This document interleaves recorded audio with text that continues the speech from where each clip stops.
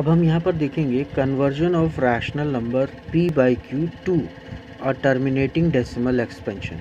अब हम यहाँ पर देखेंगे कि किस तरह से हम rational number p by Q की फॉर्म में उसको टर्मिनेटिंग डेसिमल एक्सपेंशन में कन्वर्ट कर सकते हैं।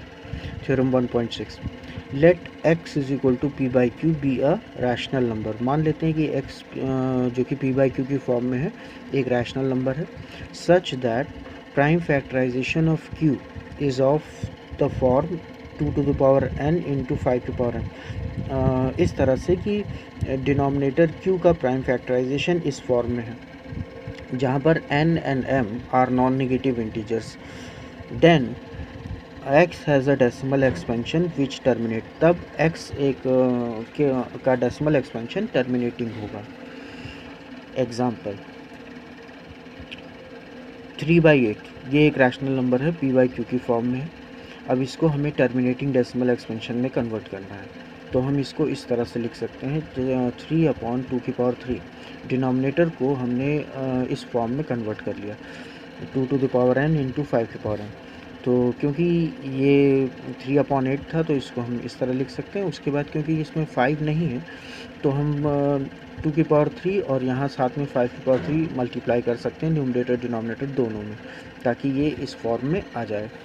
उसके बाद इनको मल्टीप्लाई करेंगे तो ये 375 हो जाएगा और इसको हम 10^3 लिख सकते हैं, तो दिस गिव्स 375/1000। तो इसके बाद इसको क्योंकि यहाँ 3 जीरोज़ हैं तो आफ्टर 3 डिजिट्स डेसिमल लग जाएगा, तो इस तरह से ये 0.375 होगा। तो इस तरह से हम रैशनल नंबर जो कि p बाई क्यू की फॉर्म में है उसका डेसिमल एक्सपेंशन इस तरह लिख सकते हैं। इसी तरह सेकंड 7/80, इसको आप लिख सकते हैं 7/2^4 इंटू 5। इसको हम लिख सकते हैं 7 इंटू 5^3/2^4 इंटू 5^4।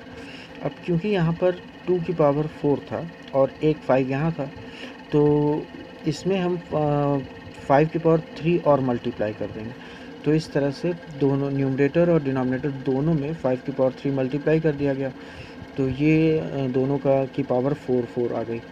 और इस तरह से इसको मल्टीप्लाई करेंगे तो ये 875 अपॉन इसको हम लिख सकते हैं 10^4।